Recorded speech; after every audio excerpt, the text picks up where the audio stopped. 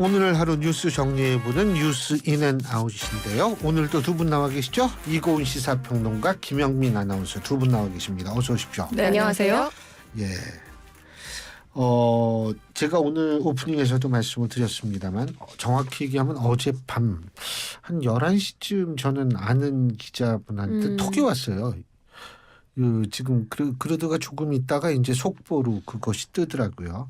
이재명 대표가 경기지사를 지냈던 시절에 초대 비서실장을 지냈던 전무 씨가 자택에서 숨진 채 발견되는 안타까운 일, 이 소식 살펴보죠. 네, 정말 안타까운 소식으로 오늘 하루 뉴스를 정리하게 됐는데요. 어제 저녁 6시 45분께 이 대표의 경기도지사 초대 비서실장이었던 전모 씨가 성남시 수정구에 있는 자택에서 숨져 있는 것을 아내가 발견해서 신고했습니다. 전 씨 아내가 현관문이 잠긴 채 열리지 않는다라고 119에 신고했고 구급대원들이 문을 강제 개방한 뒤에 숨진 전 씨를 발견해서 경찰에 인계한 것으로 전해졌는데요. 숨지기 전에 별다른 특이점은 없었던 것으로 알려졌고 경찰은 전 씨가 극단적인 선택을 했을 가능성에 무게를 두고 사건 경위를 수사하고 있습니다.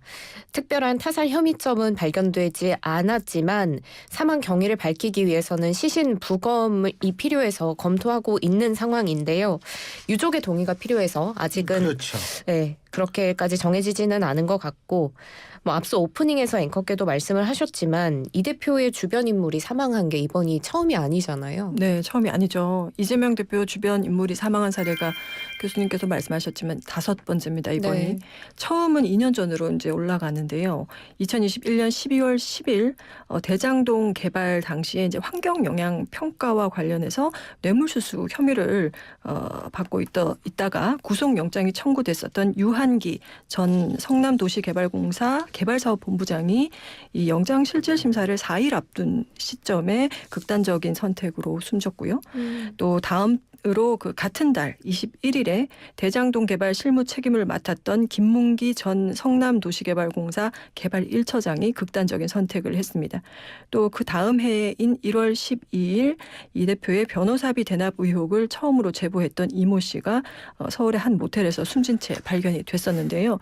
그러니까 당시에 약 한 달 만에 이 3명이 연이어서 숨진 것인데 그 시기에 사실 이 외에도 그 유동규 전 성남도시개발공사 기획본부장 그리고 김만배 화천대유 대주주도 극단적인 선택을 시도했던 바가 있습니다.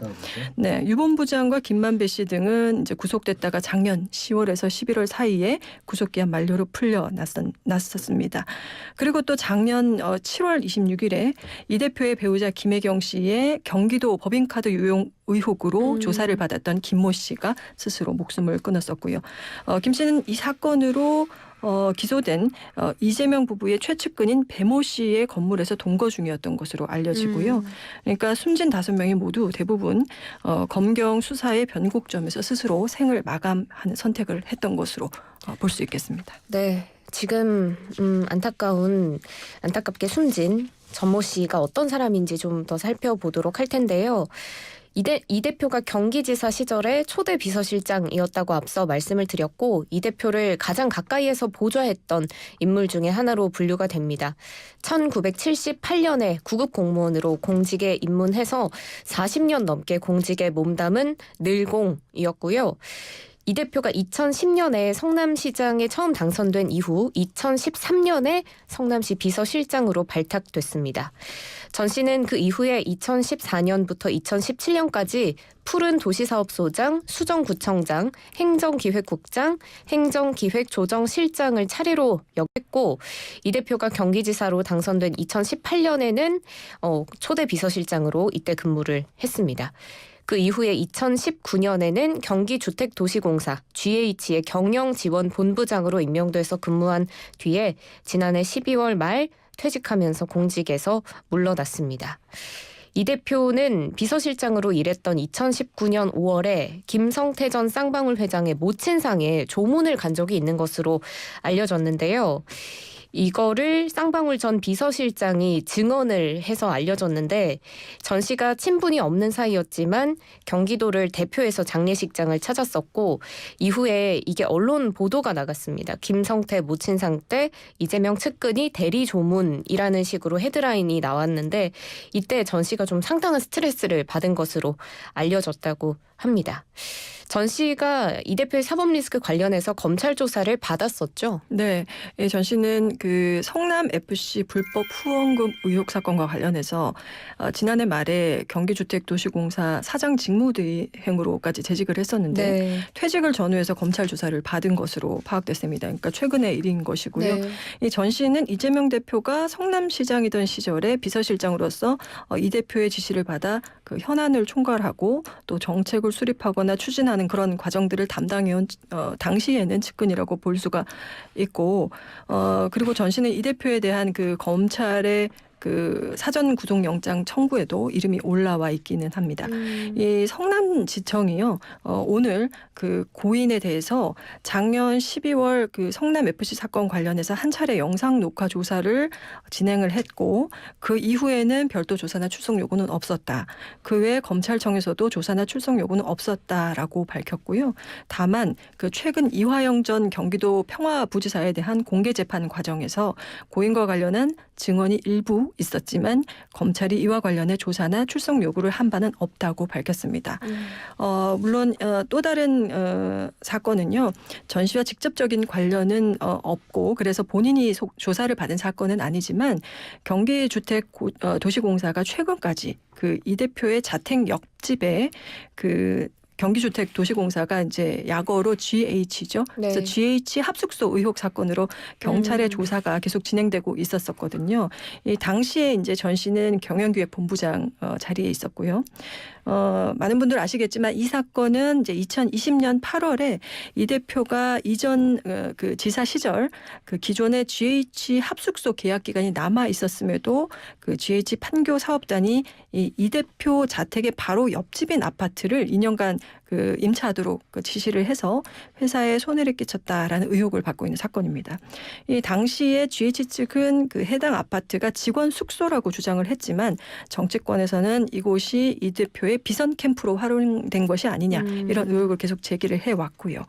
또 그러니까 자신을 둘러싼 그 전 씨 입장에서는 다양한 검경의 의혹과 수사들이 상당한 압박감으로 작용했을 것이라는 짐작을 해볼 수 있는 부분입니다.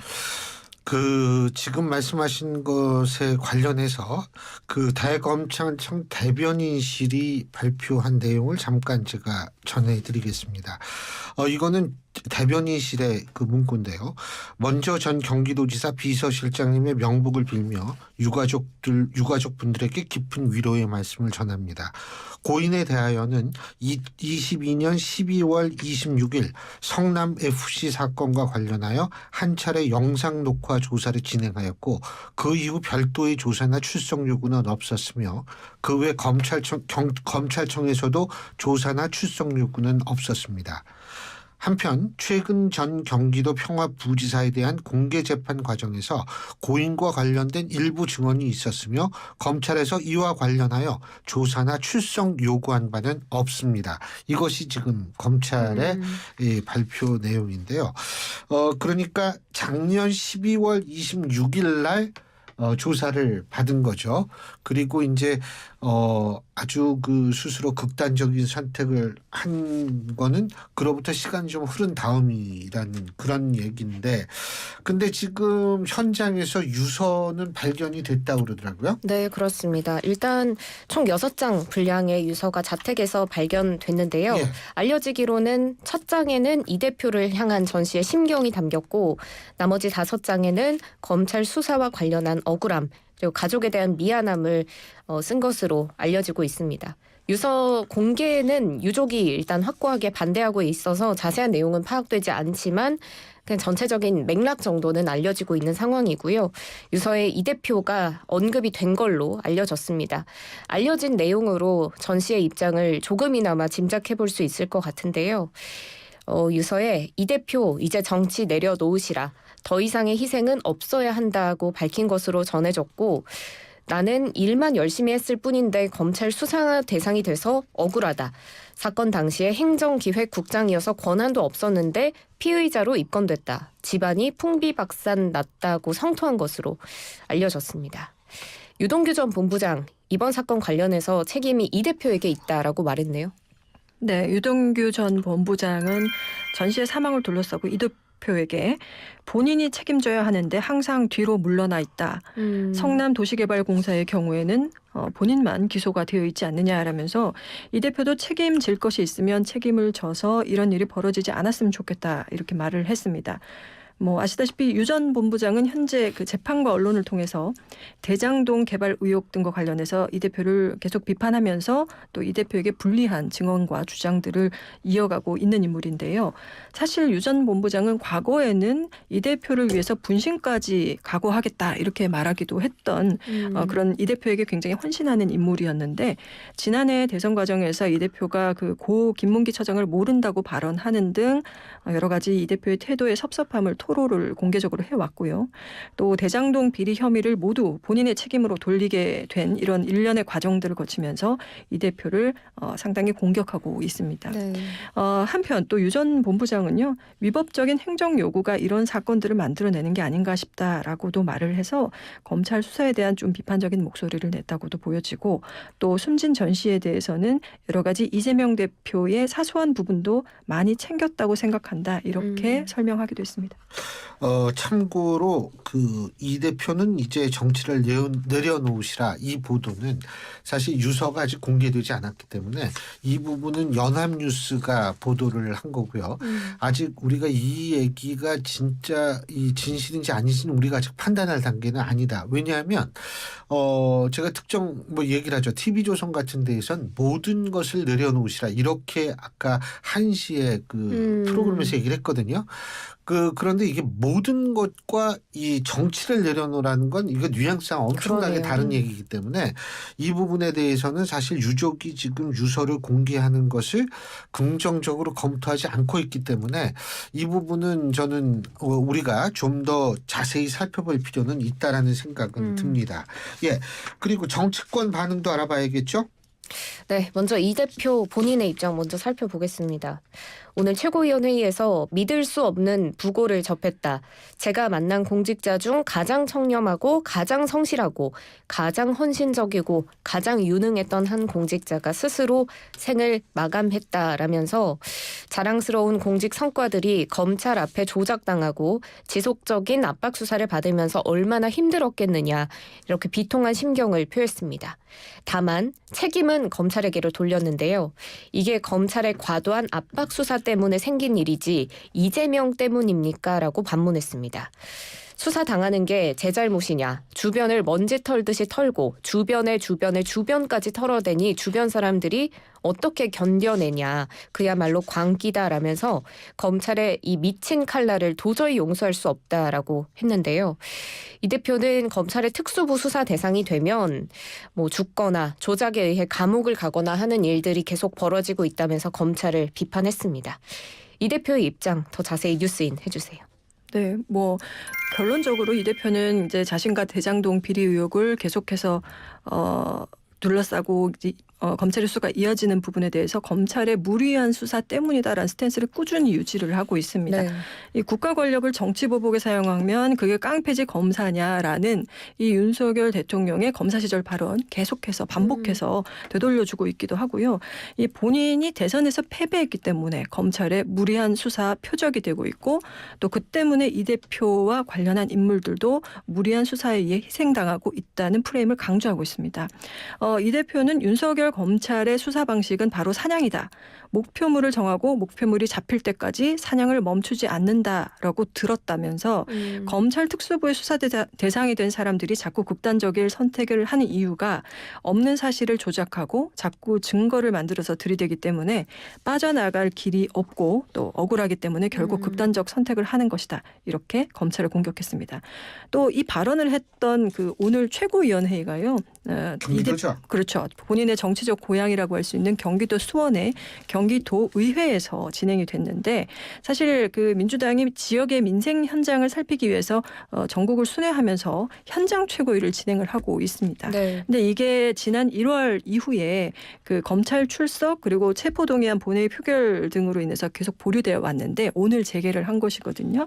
그런데 이제 경기도청이 아닌 경기도의회에서 현장 최고위를 열게 된 건데 여기에 대해서 이 대표가 이 검찰이 현재 경기도청을 상주 압수수색하고 있기 때문이다라면서 대한민국 헌정사의 하루 이틀 아니 일주일도 아니고 2주일은 넘도록 상주에서 아예 사무실을 압수수색하는 사례를 본 일이 있느냐라면서 또한 검찰의 무리한 수사에 대해서 한 번 더 강조했습니다. 네.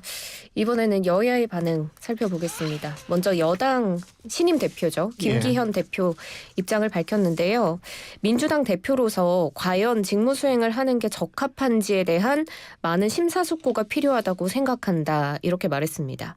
이유 여하를 막론하고 이 대표가 그동안 걸어왔던 과정에서 관계인이라 할 수 있는 많은 분들이 계속 유명을 달리한다는 건 국민께서 쉽게 납득하기 어려운 결과라고 생각한다라고 말했고요.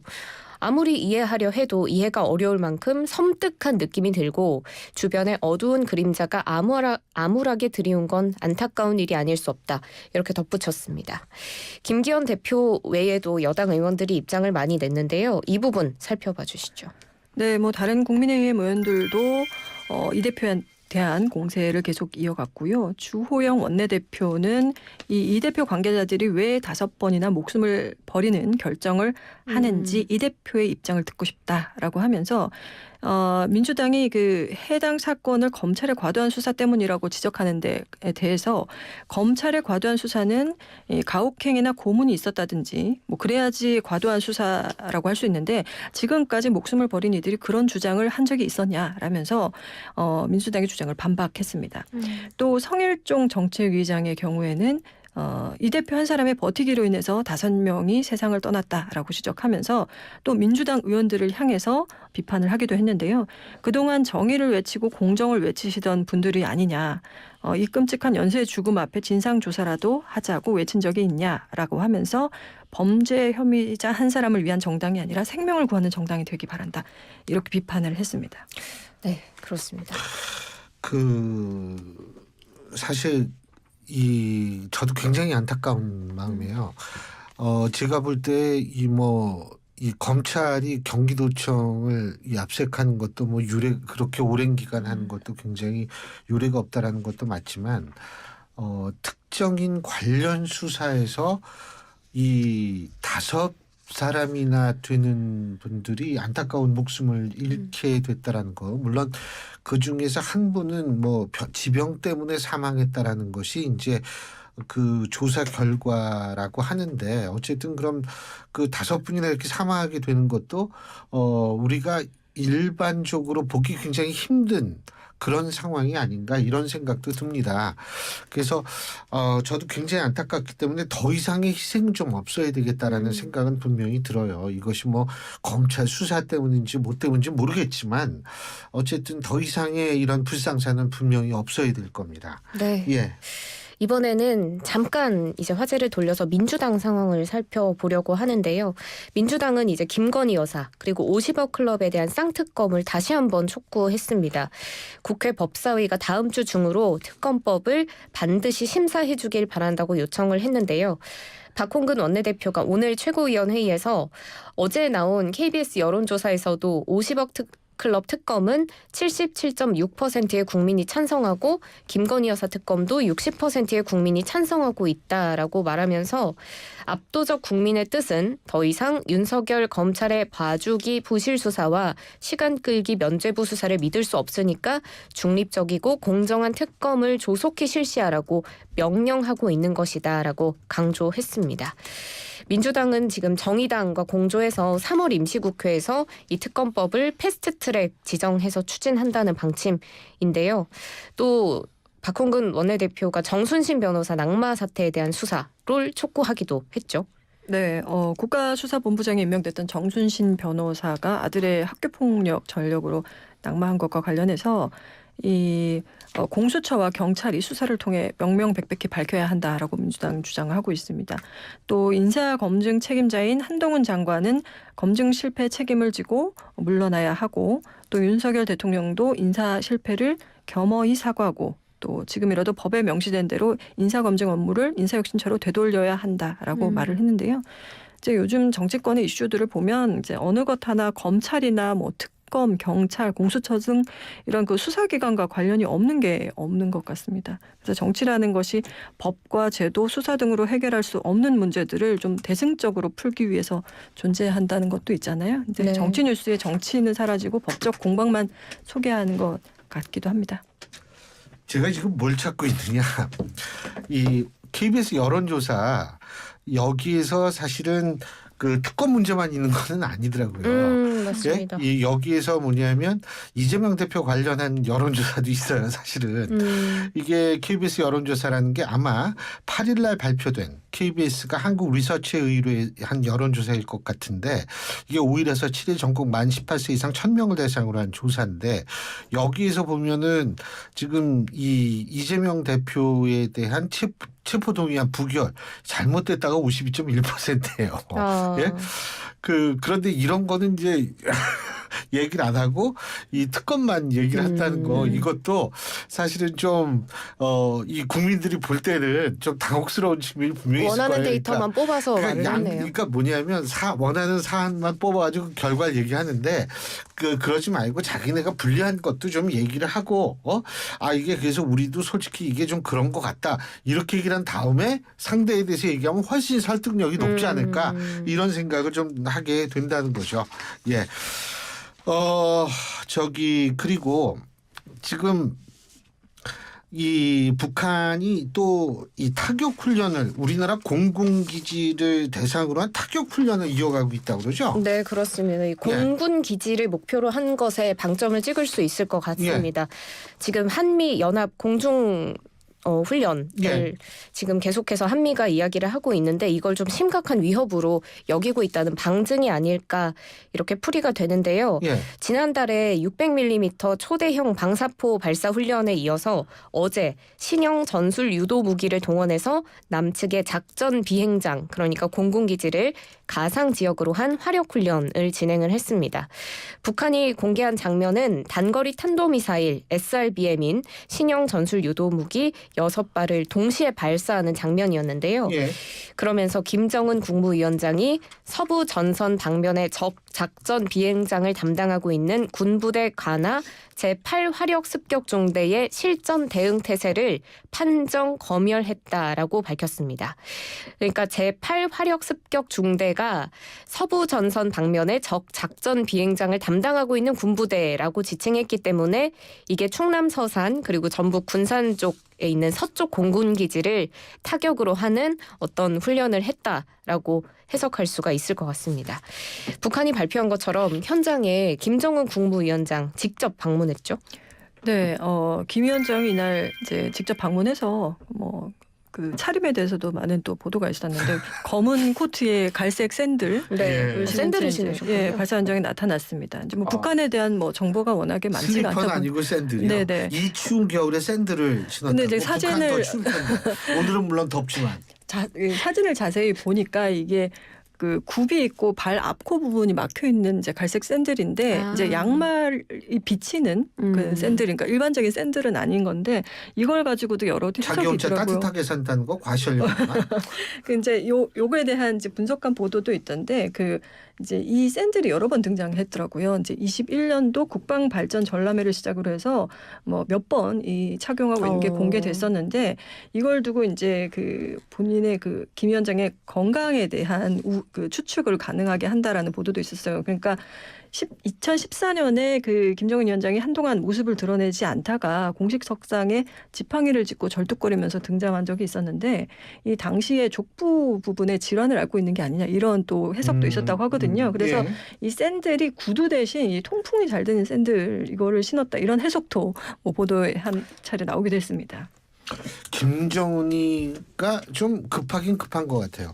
근데 제가 거듭 말씀드리지만 북한이 원래 이 도발 패턴이 한미연합훈련할 땐 도발을 못했어요. 겁이 나가지고. 근데 요새는 도발을 해요. 네. 이게 지나친 공포심 때문에 도발을 하는 건지 아니면은 자신들이 이제 핵을 보유했다 이런 식으로 주장하는 그 주장을 뒷받침하기 위해서라도 일부러 더 나가는 건지는 모르겠지만. 네.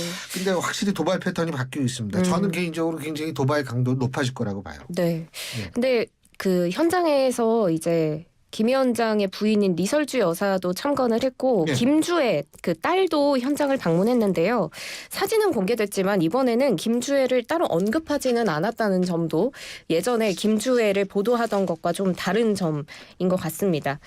그리고 어제 북한이 발사했던 이 신형 전술 유도 무기가 탐지가 그렇게 쉽지가 않다고 하는데 그래서 좀 우려가 되는 부분입니다. 우리 군이 대응에 중점을 두고 있는 북한의 다른 단거리 탄도미사일 SRBM보다 더 낮은 고도로 짧게 비행하기 때문에 감시망을 비껴갈 수가 있다라는 우려가 제기되는데요. 예. 실제로 군이 어제 실시간 궤적을 탐지했는데 탐지 시간이 너무 짧았고 그래서 추가 분석을 거친 뒤에야 이게 탄도미사일 궤적이었다고 평가할 수 있었던 것으로 알려졌습니다. 그리고 처음에는 미사일 한 발로 봤는데요. 추가 분석 이후에야 수발이 동시에 발사됐을 가능성을 열어뒀습니다. 6발이 아니라 수발이라고 좀 정확하지 않게 언론에 고지를 했습니다. 그래서 북한이 이 무기를 저고도로 무더기로 발사할 경우에는 군의 초기 대응이 늦어질 수밖에 없다라는 우려가 제기되는데요. 한 가지 더 짚어볼 점은 북한이 어제 발사 장소로 내륙 호수 중앙 지점을 택했는데요. 이거는 왜일까요? 이 북한이 평양 골프장 맞은편에 이 태성호, 그러니까 내륙의 호수의 그 반도처럼 튀어나온 지점에서 이 이동식 발사 차량을 갖고 저 깜짝 놀랐어요. 네. 타영호 의원은 이번에 최고위원이 당선됐는데 제가 태성호입니다. 깜짝 놀랐어요. 그렇게 이동식 발사 차량을 그 위치까지 가져가서 발사를 했는데 지난해 9월에도 단거리 탄도미사일을 쐈을 때 또 저수지에 수중 발사돼서 발사를 했거든요. 네. 그래서 그때처럼 호수를 지나면서 미사일을 발사하게 되면 이제 물속에서 비행체가 발사되는 것처럼 보이기도 하고 또 그 발사가 어디서 됐느냐 그 원점을 특정하거나 식별하기가 굉장히 어려운 측면이 있습니다. 그리고 이제 이 신형 전술 유도 무기가 소형 핵탄두 탑재가 가능할 것이다 이렇게 분석이 되고 있는데 북한이 이번과 같은 발사를 감행한 것이 이 이동식 발사 차량이 이렇게 기동성이 있다.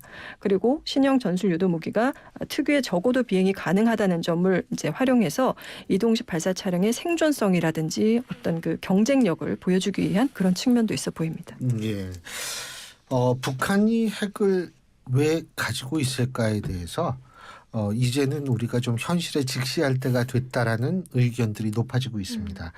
협상용이다, 자위용이다 이런 거는 글쎄요. 지금 소형 핵탄두 탑재가 가능한 이 말씀을 하셔서 제가 갑자기 생각났는데 우리는 이제 주관적인 해석 말고 객관적인 현실을 바라봐야 할 때가 됐다는 생각입니다. 오늘 두 분 말씀 잘 들었습니다. 고맙습니다. 고맙습니다. 예, 지금까지 이고은 시사평론가 김영민 아나운서 두 분과 함께했습니다.